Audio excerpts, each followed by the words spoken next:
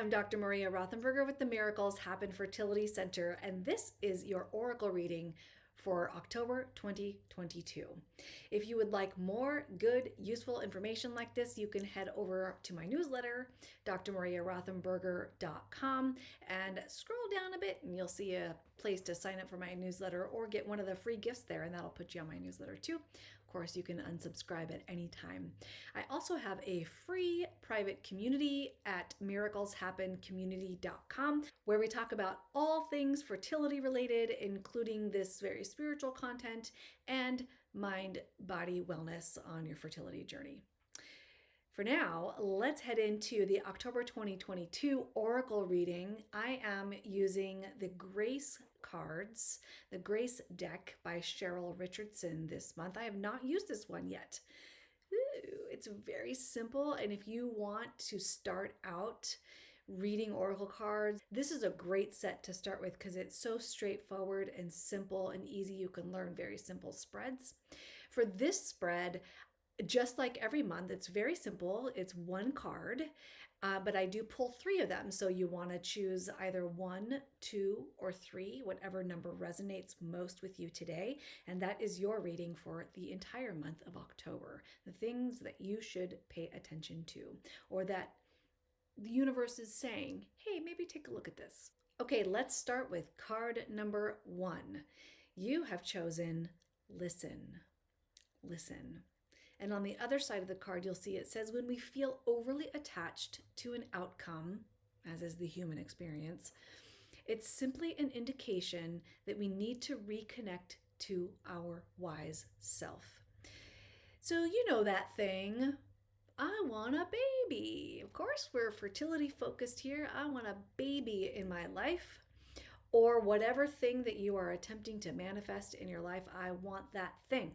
And we have this idea of what it looks like on the other side of the outcome of our efforts. I'm going to do A, B, C, and I will have that end goal, similar to if you were to take a class, you have a syllabus, here are all the things I need to do, and then I will have that goal at the end. Unfortunately, the whole manifesting thing doesn't work that way.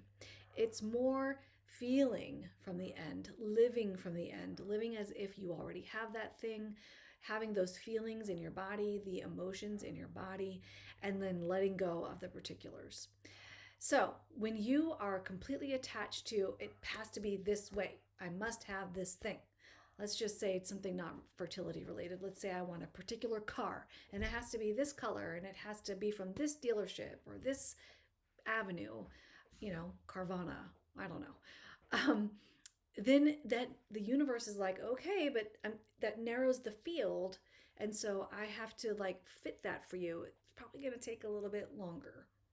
So when we are that attached and quite desperate, when we're living from a desperate place as opposed to living from the end, then that is an indication, a reminder, according to this card for you this month in October, I need to reconnect to my wiser self, my wise self, my greater self. Some people say my higher self, because that is the part of you that is all-knowing, that can float above this maze or this wall, this huge barrier in front of you, and look to see on the other side, hey, how do I get to that other side? What's my next right move? So, of course, that to me means meditation, being in stillness and in silence so that you can connect. All right, let's move on to card number 2. If you have chosen card number 2, you have chosen presence. Presence. And on the other side of this card, it says, bring your mind into present moment time. Now is the only place to be. This is a call for you that this month is a time to be still. We're coming on the holiday months and this and that is a whole other thing in the fertility community that's really difficult. There's a lot of harriedness, even though we're moving into a place of winter, which is stillness. We're harvesting some things to prepare and to store and those kinds of things. But this card is calling you to being present. So yeah, Like, we went apple picking over the weekend and I made a ton of apple butter and like sangria, like apple cider sangria. But it really was a challenge for me. This is probably a card for me too, to be present in that one thing that I was doing, the one task that I was doing.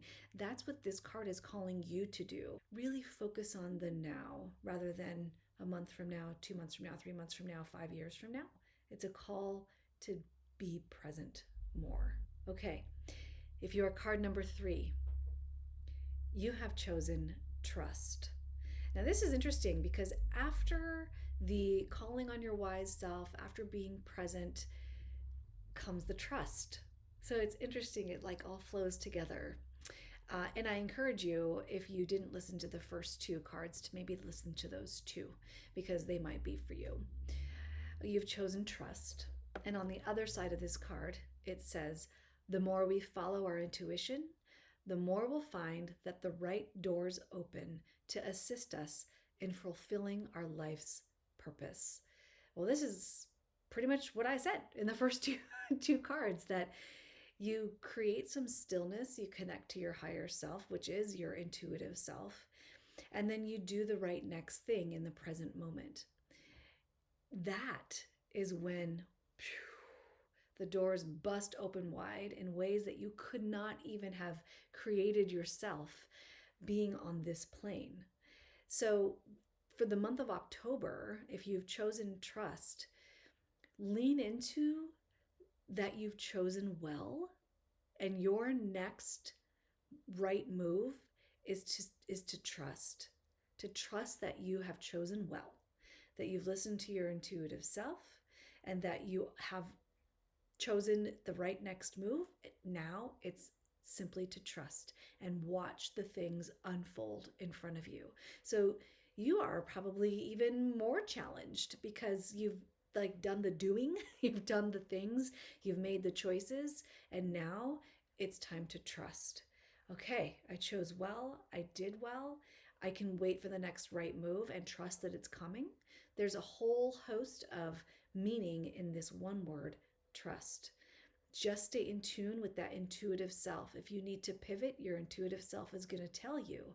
And it won't be full of emotion. It'll just be like, okay, we need to switch over here. Listen to that and trust that your intuition is popping in and guiding you all of the time. Okay. I hope that this oracle reading has been helpful for you. Please consider hitting subscribe and like. Make comments below if you would like about how useful this reading was for you or not, because that could be a thing too. And of course, I will see you in November. Take care. Hi, I'm Dr. Maria Rothenberger with the Miracle. I hope that makes sense to you. We interrupt this very important oracle reading to point something out that I just now realized while editing this video. Did you notice a commonality between all these cards? I'm freaking out right now. Conch shell. Conch shell. Conch shell.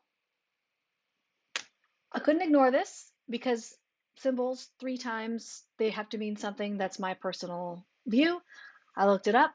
You know what a conch shell means? Fertility. Enough said.